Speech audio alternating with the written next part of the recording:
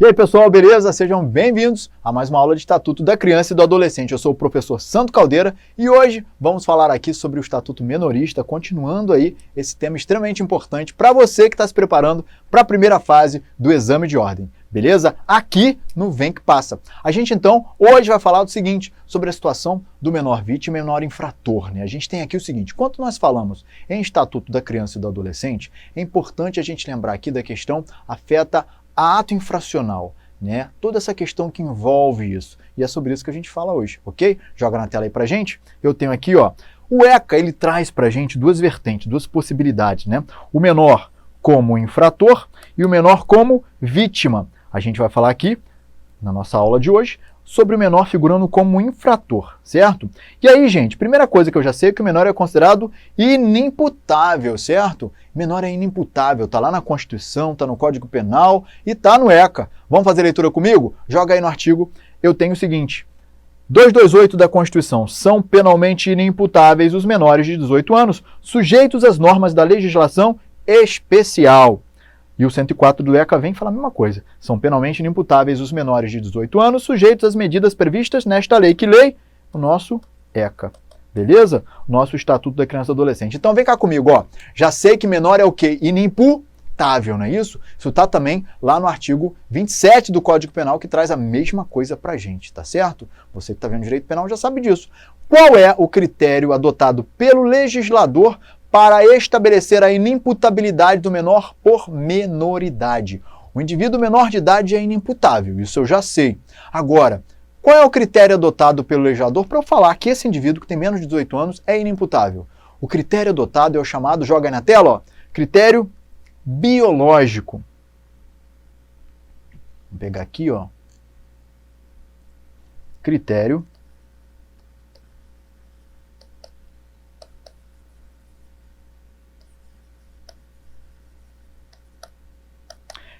biológico, certo? Critério biológico, ou seja, eu vou analisar aqui essa falta de maturidade, né, do indivíduo, esse menor ainda. Então, basta que ele seja menor de 18 anos, ele está ainda com a sua maturação incompleta, né, biológica incompleta, ele é considerado inimputável. Então, o critério adotado, isso já foi questão nossa de prova, fica ligado nisso. Então, o critério adotado pelo legislador para dizer que o menor de idade é inimputável é o critério biológico. Sandro, beleza, eu já entendi isso. Então, eu já sei que o menor é inimputável. Agora, se esse menor, ele é um menor emancipado, ele foi emancipado, a emancipação, então, faz com que ele deixe de ser inimputável e se torne imputável?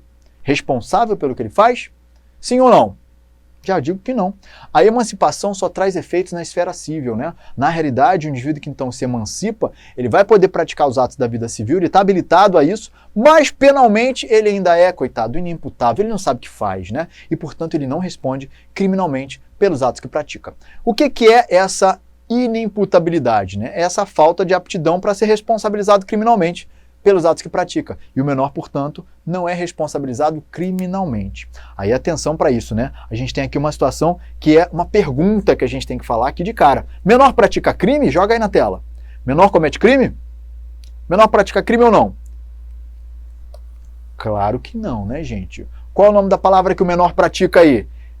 Crime, se cai na prova, vem cá comigo. Se cai na prova um negócio desse, o menor praticou crime, se botar, você já sabe que a alternativa está errada. Menor não pratica crime, menor pratica ato infracional análogo a crime ou a contravenção penal. Se o menor pular, pegar uma arma e dar um tiro na cabeça de uma pessoa, ele não praticou crime de homicídio, ele praticou ato infracional análogo ao crime de homicídio, entendeu? Se o menor for lá e praticou, tá lá mexendo lá no jogo do bicho, apontador do jogo do bicho, ele não praticou contravenção penal de jogo do bicho. Ele praticou o quê? Ato infracional análogo à contravenção penal do jogo do bicho. E assim sempre. Sempre que você falar de um comportamento criminoso cometido pelo menor, então lembra que a gente não usa essa expressão, né? Tem que botar sempre antes o ato infracional análogo a crime, se foi um crime que ele praticou, ou contravenção, caso tenha tido o comportamento seja uma contravenção penal. Sempre tem que ter o ato infracional análogo a. Certo? Se na prova colocar direto que ele praticou o crime D ou que ele praticou a contravenção penal D, você já sabe que está errado. Ok? A alternativa é errada. Certo? Então atenção para isso. O menor não pratica crime, pratica ato infracional análogo ou a crime ou a contravenção. E de quem é a competência para processo de julgamento desse menor? Onde esse menor vai ser processado e julgado? Vara da Infância e Juventude, ok? Competência da Vara da Infância e Juventude é uma competência absoluta para processo de julgamento. Então, quem vai julgar esse menor vai ser lá na Vara da Infância. Nesse exemplo que eu dei do menor que foi lá e deu um tiro na cabeça de uma pessoa e matou essa pessoa dolosamente, ele vai ser responsabilizado perante o tribunal do júri ou perante a Vara da Infância e Juventude?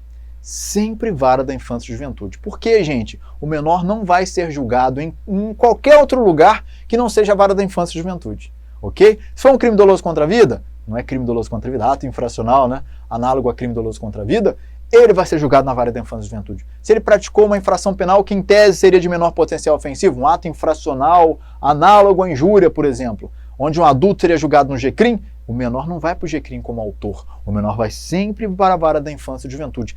Trata-se, portanto, de competência absoluta da Vara da Infância e Juventude, o processo e julgamento de atos infracionais praticados por menores infratores, tá bom? Atenção para essa questão. Aí eu tenho aqui o seguinte, imagina o seguinte aqui, joga na tela.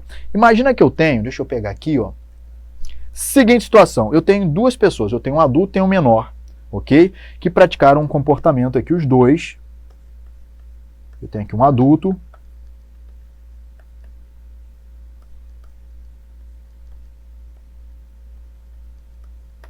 Junto com um menor, resolvem praticar um roubo.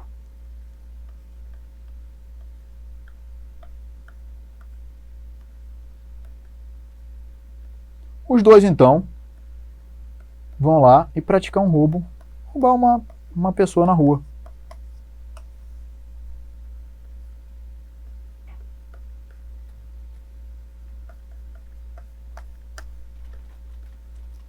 A vítima está aqui.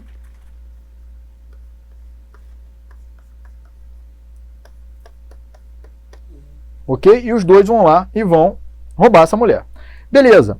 A pergunta aqui é a seguinte. Os dois cometeram Eu tenho um adulto que cometeu o crime de roubo, artigo 157 do CP.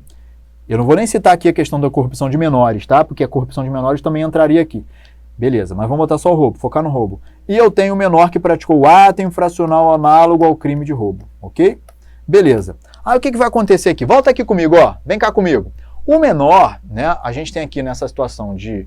essa conduta praticada entre um adulto e um menor, eles agiram em concurso de pessoas, não é isso? E o concurso de pessoas, vocês vão ver lá no processo civil, que normalmente a gente tem o que a gente chama de... ele gera a chamada conexão concursal.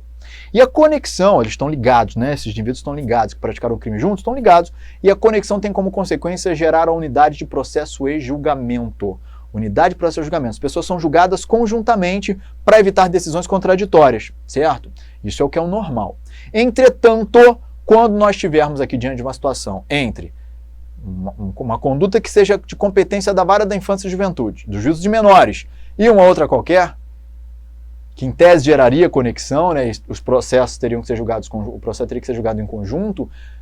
Quando eu tivesse conflito entre Vara da Infância e Juventude, juízo de menores e qualquer outra, hipótese, portanto, será de separação obrigatória dos processos. O menor vai para onde mesmo? Vai para a Vara da Infância e Juventude, e o adulto vai para onde ele tiver que ir, tá bom? Joga na tela de novo. Então imagina aqui, ó, eu vou ter, vamos separar aqui, o menor vai para Vara da Infância e Juventude, ok? E o adulto vai para onde? O adulto vai para onde ele tiver que ir, ok? A gente tem então essa situação de separação obrigatória dos processos. Fechado? Atenção para isso. Ah, Sandro, mas teve conexão. Mas o próprio CPP estabelece que nessa situação de conflito entre juízo de menores e qualquer outra competência, qualquer outra vara, a separação é hipótese obrigatória de separação dos processos. Hipótese obrigatória. Fechado? Fechado isso? Tranquilo? Então já sei de quem é a competência da Vara da Infância e Juventude, ok? Agora, gente, nós temos aqui o seguinte. Vamos falar então aqui sobre a questão do ato infracional? Pode jogar aí na tela. Vamos falar aqui do ato infracional? E aí eu quero falar com você o seguinte. A gente, quando fala em ato infracional, que é esse ato praticado pelo menor, não é isso? Ato infracional análogo a crime ou ato infracional análogo a contravenção penal. Esse ato infracional, vamos pegar a primeira situação, que é o menor em situação de flagrante. Aqui eu tenho o menor em situação flagrancial. Joga aí pra gente. Nessa hipótese de flagrante menor em situação flagrancial, vamos colocar aqui tanto a criança quanto a adolescente. Fechado? Criança ou adolescente. E aí, isso aqui está escrito criança, gente, ó, criança. Criança e adolescente, beleza? Você já sabe quem é criança e já sabe quem é adolescente. Vem cá comigo. Se você não lembra, cria vergonha e guarda isso, hein? Criança de 0 a 12 anos incompletos e o adolescente de 12 a 18 anos, né? Até antes de fazer 18, beleza? Então, por que é importante, Sandro, você fica falando tanto isso? Porque aqui, por exemplo, a gente vai ter um tratamento diferenciado se o autor do ato em infração for criança ou se for adolescente. O procedimento a ser adotado é diferente, isso já foi cobrado na prova, ok? Então, isso é importante você saber na situação de flagrante como é que isso funciona. Então, joga aí na tela. Vamos começar falando aqui, ó. Eu tenho o menor criança e tenho o menor adolescente, certo? Aí o que vai ter aqui, pessoal? Volta aqui.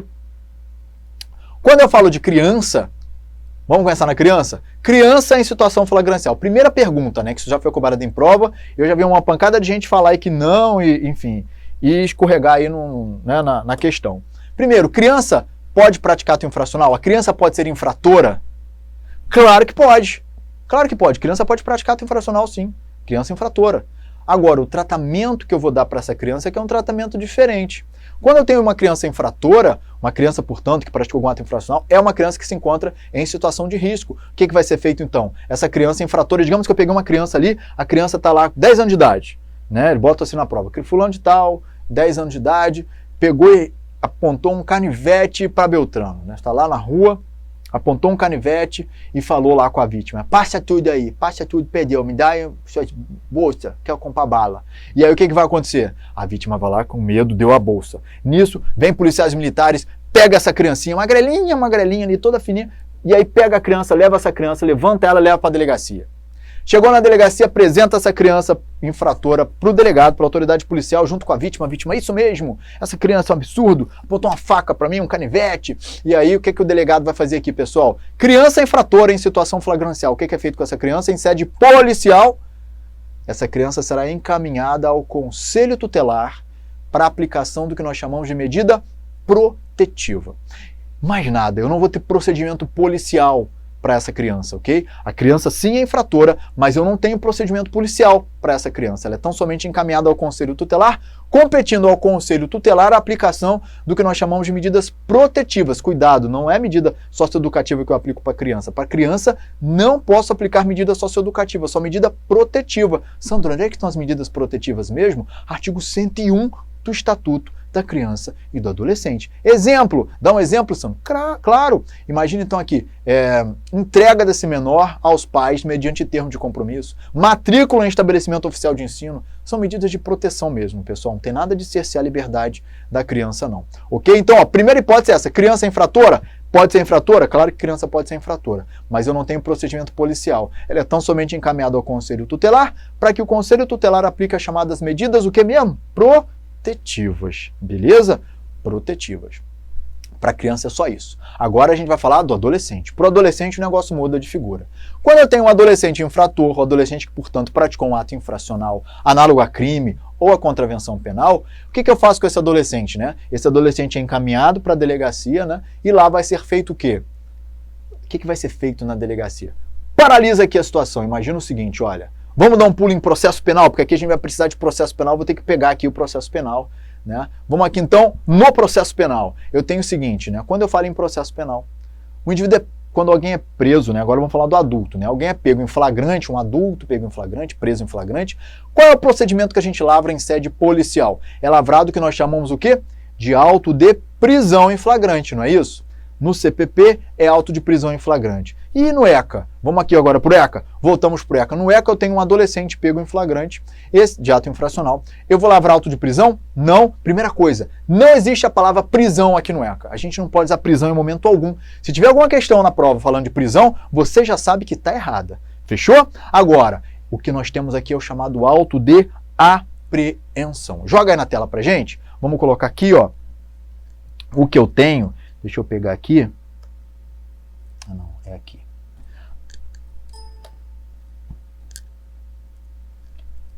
Vai ser feito o quê? Então, ó, vai ser lavrado auto de apreensão em flagrante. Auto de apreensão em flagrante, certo? Aí, beleza, é praticamente igual ao auto de prisão em flagrante, tá? Lá do CPP, que a gente tem no CPP. Tem que ouvir todo mundo, tem que dar... Ah, uma coisa, lá no CPP a gente tem que dar nota de culpa pro preso, não tem? Eu dou nota de culpa pro adolescente apreendido aqui? Ele é apreendido, então não é preso, né? É apreendido. Eu dou nota de culpa pro adolescente? Não com esse nome. Tem outro nome que eu vou dar pro adolescente aqui, um outro documento que eu tenho que fornecer para ele quando eu termino a lavratura do auto de apreensão. É a chamada nota, anota aí, hein? Nota de pleno e formal conhecimento. Mais carinhosamente chamado de nota de pleno, tá bom? Nota de pleno e formal conhecimento, para que ele tenha ciência inequívoca aí do porquê que ele está sendo apreendido, ok? Então já sei, ó, recapitulando. Adolescente apreendido em flagrante, o que é que vai ser feito? Lavratura de auto de apreensão em flagrante. Ouve todo mundo e o adolescente vai ficar aí apreendido, certo? Agora atenção para e dá a nota de pleno para ele, nota de pleno e formal conhecimento. A gente tem uma outra questão que é a seguinte: se na hipótese desse adolescente ter praticado um ato infracional sem violência e sem grave ameaça à pessoa, vai ser possível, nessa situação, é possível que o delegado, quando termina o procedimento, que ele faça o seguinte, que ele pode, né, ele tem a opção aqui nessa situação, se deparando com esse tipo de ato infracional, ele pode optar em fazer o que nós chamamos de boletim de ocorrência circunstanciado. Então eu tenho duas situações. Sandro, peraí que você me embolou, vamos desembolar. Imagina que eu tenho o seguinte: o ato infracional praticado pelo adolescente foi um ato com violência ou grave ameaça à pessoa, um roubo, por exemplo. Beleza? Foi pego em flagrante. Única opção do delegado, única alternativa é lavratura de quê? Auto de apreensão em flagrante, certo? Beleza. Agora o adolescente cometeu um ato infracional, análogo a crime, sem violência, sem grave ameaça à pessoa. Por exemplo, um furto. Ato infracional análogo a furto. Flagrante. E aí? Nessa hipótese, o delegado pode optar, é discricionário dele, ele pode optar entre lavrar o auto de apreensão em flagrante ou determinar a confecção de um boletim de ocorrência circunstanciada, certo? Joga na tela pra gente, ó. Então, vai ficar o seguinte, ó. Vou pegar aqui. Vou voltar aqui. Então, ó. Ato infracional com violência ou grave ameaça à pessoa. Lavratura de auto de apreensão em flagrante, certo? Essa é a primeira hipótese. Segunda hipótese, ato, tudo flagrante, né? Flagrante aqui, de ato infracional análogo, perdão. Ato infracional análogo aqui, deixa eu tirar aqui, ó, ato infracional sem violência ou grave ameaça. Aí a opção do delegado: lavrar auto de apreensão ou lavrar auto de apreensão ou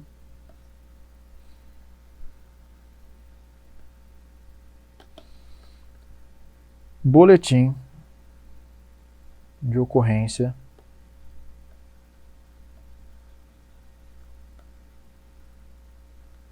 circunstanciada, ok? Sandro, qual a diferença desses dois institutos aí, do auto de apreensão e do boletim? A diferença é a formalização deles, tá? O auto de apreensão em flagrante, ele é mais específico, né? Como é que eu vou dizer? Ele é mais detalhado. Então eu vou ouvir cada uma das partes em folhas separadas, eu pego a declaração de cada um separadamente. Quando eu falo em boletim de ocorrência circunstanciada, ele é algo mais enxuto, mais conciso. Eu vou ouvir todo mundo um abaixo do outro, na mesma folha, por exemplo. Eu gasto menos papel, é algo mais objetivo, né?